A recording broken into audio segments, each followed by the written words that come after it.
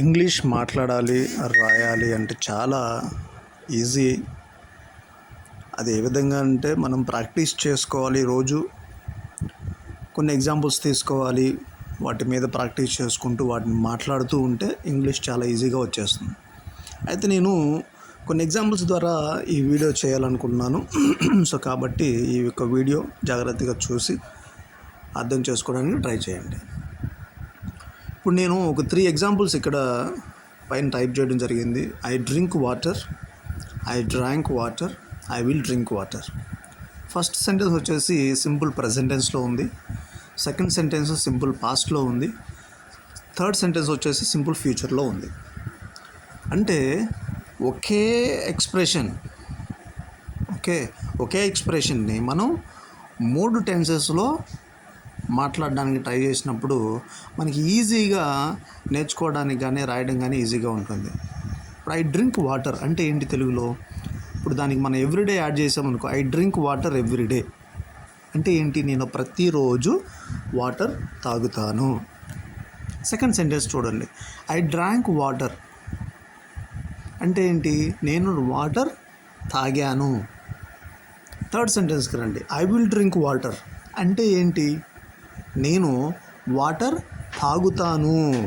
దానికి tomorrow add చేసామనుకో, I will drink water tomorrow అన్నాం అనుకో, నేను రేపు నీళ్లు తాగుతాను అని అర్థం. అంటే I drink water, I drank water, I will drink water. Simple present, simple past, simple future. ఈ విధంగా ఒక సెంటెన్స్ రాసుకొని మనం ఉన్న టెన్సెస్లో వర్తమాన కాలం, భూతకాలం, భవిష్యత్ కాలం ఈ 3 రాసి నేర్చుకుంటూ ఉంటే మనకి చాలా ఈజీగా ఇంగ్లీష్ నేర్చుకోవడం అనేది వస్తుంది. ఇంకొన్ని ఎగ్జాంపుల్స్ చూద్దాం. ఇక్కడ ఏంటి ఎగ్జాంపుల్స్? ఇక్కడ చూడండి పైన, we play cricket, we played cricket, we will play cricket. So first sentence చూడండి, అక్కడ వీ ప్లే క్రికెట్, దానికి ఎవ్రీడే యాడ్ చేస్తే వీ ప్లే క్రికెట్ ఎవ్రీడే అంటే ఏంటి? మేము ప్రతిరోజు క్రికెట్ ఆడతాము. సెకండ్ సెంటెన్స్కి రండి, వీ ప్లేడ్ క్రికెట్ అంటే ఏంటి? మేము క్రికెట్ ఆడాము అంటే ఇది జరిగిపోయినటువంటి యాక్షను. థర్డ్ సెంటెన్స్ చూడండి, వీ విల్ ప్లే క్రికెట్ అంటే మేము క్రికెట్ ఆడతాము. ఎప్పుడు? టుమారో. సో ఈ విధమైనటువంటి డిఫరెన్స్ మీకు తెలియాలి. ప్రతి సెంటెన్స్ని ఈ 3 భాగాలుగా 3 విధాలుగా మనం రాసుకుని నేర్చుకున్నట్టయితే చాలా ఈజీగా మనం మాట్లాడడం కానీ రాయటం కానీ నేర్చుకోవచ్చు. ఇంకొకసారి చూడండి, అవి we play cricket, we played cricket, we will play cricket. Some more examples చూద్దాం. ఇక్కడ అవేంటివి? అవి they speak English, they spoke English, they will speak English. Okay, ఒకటి simple present, next simple past, next simple future. అంటే first చూద్దాం, they speak English. వాళ్ళు English మాట్లాడతారు. దానికి ఎవ్రీడే యాడ్ చేయండి, దే స్పీక్ ఇంగ్లీష్ ఎవ్రీడే అంటే వాళ్ళు ప్రతిరోజు ఇంగ్లీష్ మాట్లాడతారు.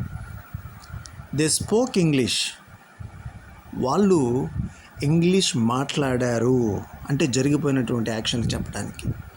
జరగబోయేటువంటి యాక్షన్ అంటే చూడండి, అక్కడ they will speak English tomorrow అంటే రేపు వాళ్ళు ఇంగ్లీష్ మాట్లాడతారు.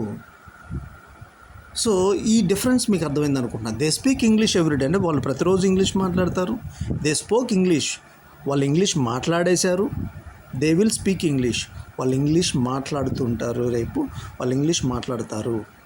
సో ఈ విధంగా మన ఇంగ్లీష్ చాలా ఈజీగా కొన్ని సెంటెన్సెస్ రాసి వాటిని ప్రజెంట్, పాస్ట్, ఫ్యూచర్లో కనుక డెవలప్ చేసుకొని చక్కగా నేర్చుకుంటే ఈజీగా ఇంగ్లీష్ రావడం అనేది జరుగుతుంది.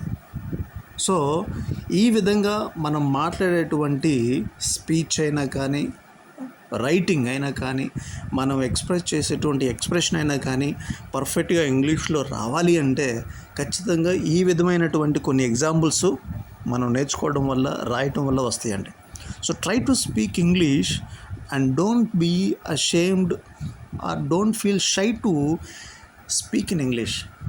First step that you have to take very seriously is to take a decision to speak English well. Don't feel shy. Whether you make mistakes or not, you speak. Thank you.